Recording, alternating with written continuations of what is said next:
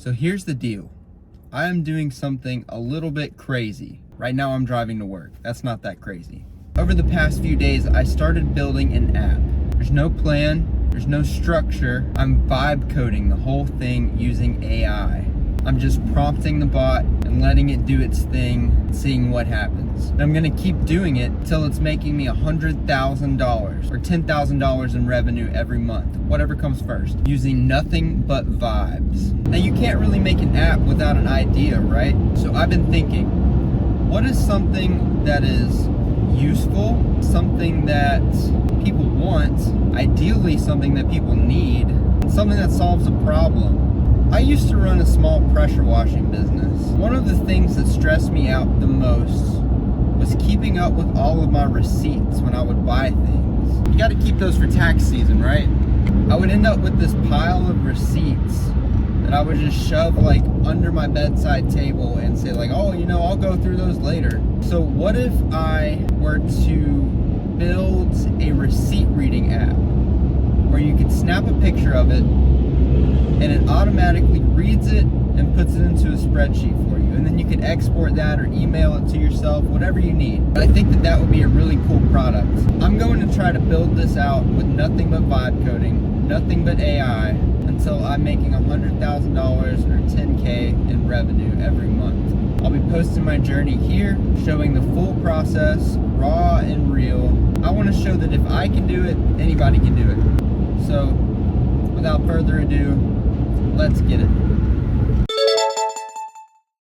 Okay, the time is 5:09. I am going to set a timer for, let's say 20 minutes this morning because I'm running behind a little bit. Got 20 minutes on the clock. Start. We're going to start off in Grok because I don't have a good OpenAI account right now, and this is cheap and it's easy. What we need to do is how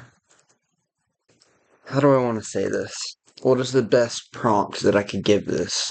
I think that's good for an MVP. Long term, there could be more features added, but let's start with this. What would be the best stack or programming languages to use for this? I know very little about programming and will need as much help as I can get. Which isn't completely true. I know enough programming to make myself dangerous, but you know. Alright, let's see what we got. Okay, so it says creating an app or web app that processes store receipts, extracts relevant information, and exports it to a spreadsheet is a great project. Since you have limited programming experience, I'll recommend beginner-friendly tech stack, explain the workflow in simple terms, and guide you through the process step by step. So the front end, or the part that the user will see, is going to be React.js or React Native.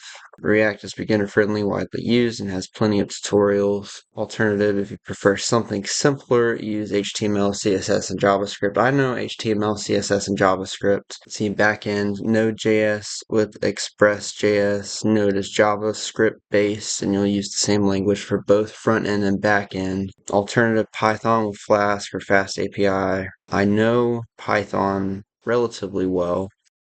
Okay, so it gave me some code. I'm going to look over it in a second.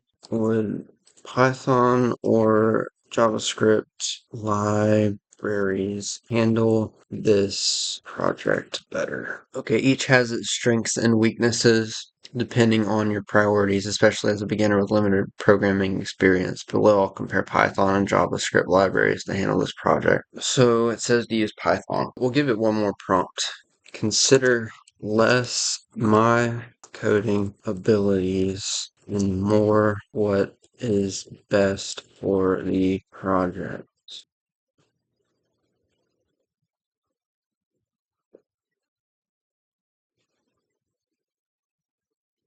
What's happening? Okay, so something's happening. I don't know if it's my internet or what. So we're gonna highlight this, Control C to copy, Control V. Huh. Okay. We're gonna refresh. Okay, we're just gonna say consider less my abilities and consider more what would be best for the project. Okay, am I connected to the internet? It says I'm connected. Alright, so let's exit out of this, reopen the internet.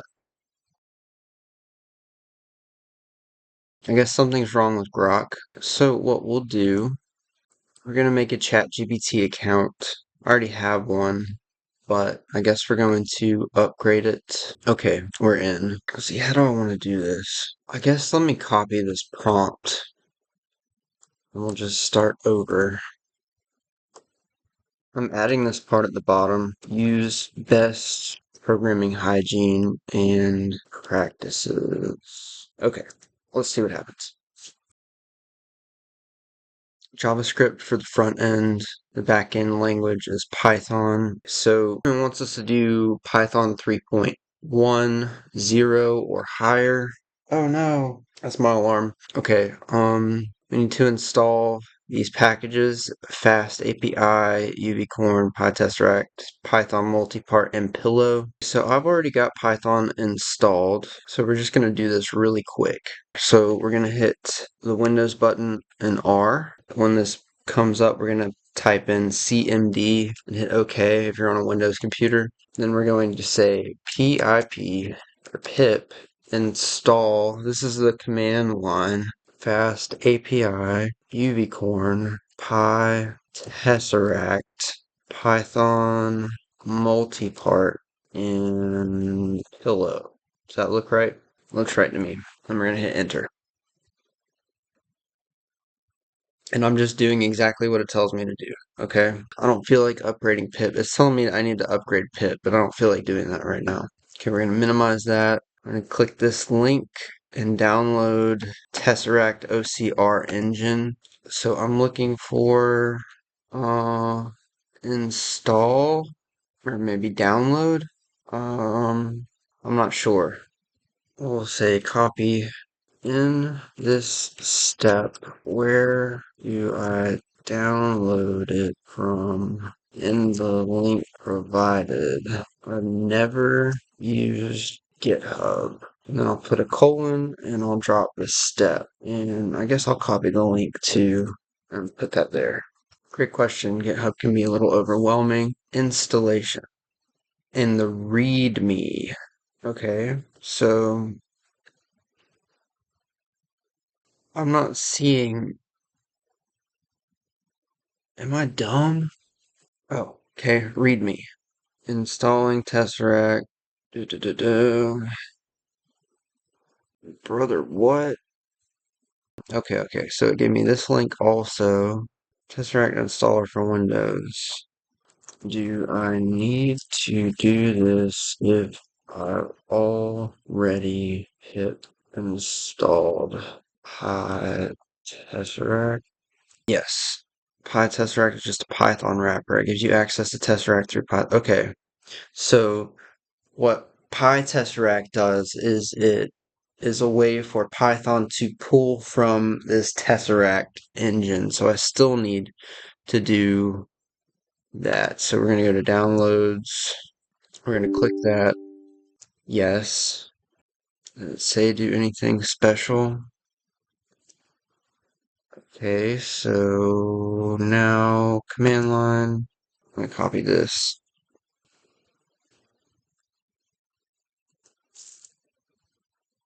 Okay, well, it's on there. Create project structure. Create a folder for the backend code. This is PyCharm. It is a Python coding environment, basically. So we're going to do a new project. We're going to make a new folder. We will call it receipt reader. New file. We're going to call this file receipt reader backend. All right. Pip freeze requirements, not text. What does that mean? Can I do that out of order? I don't know. This is a mess. Pip freeze. Okay, sure, whatever. Now,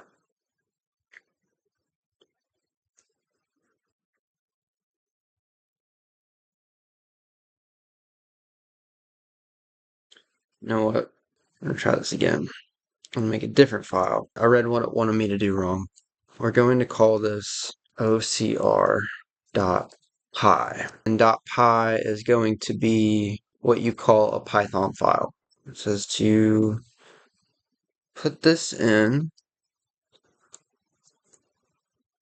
Okay, these are red because it did not import the libraries like we wanted. So we have to go to packages. We're going to type in pillow. We're going to install. Once we install it, that red line should go away, just like that. Apply tesseract, install. There we go. Now that we've done that, we can create a file called, I'm trying to get to like a stopping place. Let's see, we're going to create a file called main.py, and what that's going to do is that's going to be the file that all the other files pull from and send data to. So we will copy this, paste it, and we got to do the same thing that we did before. Fast API, install, and then I guess we need to download OCR because, oh, it's because I capitalized it. OCR. Huh, cool. Now that I've done that, run the app. Okay, so we will start our command. I'm going to copy this. Error. It's because I capitalized everything. I'm going to rename the file. Bad habit. Okay, let's do it again. Maybe it's not because of that. What is it? What is it? Okay, so we need to, CD into this. Okay, so we're there now. Now let's try it again. We had to be in the right directory. Maybe it'll work now. So now it's running. This means startup complete. Now we can click this link, upload receipt, choose file. Should have a receipt in here somewhere. Receipt. Oh, okay. Execute. Okay. Oh, let's see, Aldi. It gave me an output. We're going to stop for today and pick it back up tomorrow. Okay, it is currently Friday, May 2nd. It's 5:43 a.m. and I am setting a timer for 30 minutes. Let's pick up right where we left off yesterday. I remember we ran the program and we got this output. Okay, if we copy this, we can say followed the instructions and ran the program. Once I uploaded a picture of the receipt, the program parsed the data, and this was the output. I'm prompting it and telling it that was the output of the program that it created, and I want to show it the same picture so that it can like say, okay, this is what I see versus what the output was. I wonder if chat can actually see the data, because maybe we could like hit the API instead of programming all this ourselves. Myself. You're not doing anything, you're just watching, I guess. You might be programming along with me, I don't know. What do you think? How can we get the program to structure the data better? What else? I want to take a screenshot of this. I want to put this in there and show it what it looks like so that we can have something to go against when we start building the front end. Pictures, screenshots, 25502. I am also attaching a screenshot of what the local host page looks like. I believe it is just the fast API user interface. I'll just send it like that. Yeah. Okay, yeah, some items are missing. It didn't upload all of it and it didn't put the prices on there. There's some garbage text, log crab, towel total. Update the OCR to include a parser. Okay, hang on. When you read the receipt that I uploaded, what items and prices do you see? Include all items on the list as well as their respective prices. All serial numbers can be disregarded. Also, include the tax amount as well as the overall total. I don't know what's true or not, so let's open this up and compare. Let's see, whole milk 316, apple juice 195, crab dip. Okay, so we got that one wrong. Crab dip price is 3 point.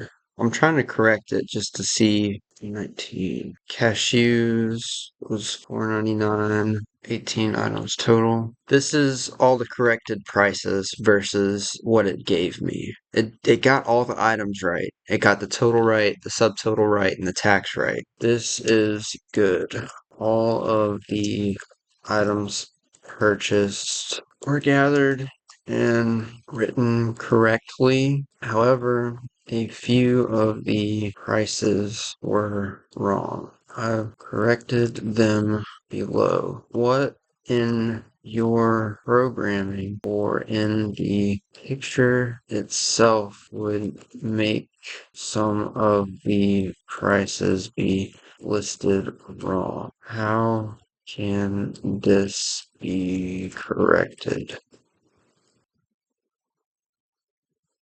Okay, so basically it's telling me to import another library. CV2 is like a computer vision library, so it'll help us go through the data. This basically alters the image to make it easier for the program to see the text. What that looks like, I've already been working on an expense tracker or this exact thing, and I was doing it through vibe coding, but I want to run through the process again so that you can watch it happen. Basically, so it'll take this picture, right? It will blow it up so it looks like this, and we'll turn it black and white so that there's more contrast, right? And then what it'll do is it'll remove all of the stuff that isn't text. It'll make it white. It'll boost the dark stuff and just improve the contrast. You can see the difference in these images. So like this is okay, you can kind of see it, and then you go to this one and text is a little easier to see. But if you compare these blacks are a lot more dark here. So it makes it way easier for the program to see what you're doing, or to read the text rather. But before we do any of that, I want to see, is it possible to call the OpenAI API to do this instead? Would it work better or worse? Or would I still need to use CV2, the CV2 library to alter the photo in order to make the text more legible regardless of the way the parsing and quote unquote reading is done? Okay, option one, Tesseract, which is what we're doing right now. It's free and local. There's no API cost. Simple for basic OCR tasks. Often misreads, faded, skewed, or cluttered text. Requires pre-processing in OpenCV, which is the library that CV2 is in. Has no true understanding, just character by character detection. OpenAI Vision API, GPT-4 with image input. Strengths doesn't just extract, it understands context. You can't ask it to return structured Oh, you can ask it. Oh, can infer intent when characters are partially unclear, might handle fuzzy or inconsistent paid API costs, scale with usage limit and image size, slower than local processing, but you still get better results if the image is clean. So we may still need to pre-process. Regardless of whether you're using OpenAI, Google Vision, or Tesseract, garbage in equals garbage out. OCR. Right, I know I'm not like getting any programming done, but I'm learning a lot here. Okay. What would the estimated but accurate costs of each way be? Okay, so Tesseract is free. Development time requires fine-tuning for each store format. May require correction in your UI or user interface. Okay, so one full resolution receipt image is roughly 5,000 to 10,000 image tokens. Okay, so this matters for pricing. Right? This part confuses me because it says like, okay, an estimated picture is going to be 7,500 tokens, which will be 7 cents, 7.5 cents, right? But then the text prompt response will be less than the image. Okay, hang on. Why is the output response using less tokens than the input response? Maybe it's because it's just text. Is it because it is only text? Okay, image tokens are much more expensive than text tokens. An image token is dense with visual information. Okay, so it's asking me if I would like an example of what it would look like. Yes, give me an example. Use this photo. We'll just give it to it again. Approximate input costs. This receipt is clear and full length, probably 7 to 8,000 image tokens. Prompt would be around 50 tokens. Estimated cost for input 8 cents. This is what the JSON output would look like. So you've got a list and then you've got items in the list. So we've got all the prices and then you've got your subtotal, your tax, your total, and your item count, 18 items. You got your store, your location, and the date. Output is 350 to 500 tokens or around half a cent. So input image is roughly 8 cents. Output text is roughly half a cent. So you're looking at 7.5 cents per receipt, or we'll call it 10. Let's see, how much time do we have left? We've got like a minute left, so I'm just gonna call it here and go finish getting ready for work. But tomorrow, I'll probably work some more on it. And today, while I'm at work, when I got some downtime, I'm gonna start making a plan so we can go through and use this and just ping the API because it's more accurate and it's just a lot cooler. Alright guys, that's part 1. I can't wait to show you what I've been building. Subscribe, follow along, tell your friends. See you on the next one.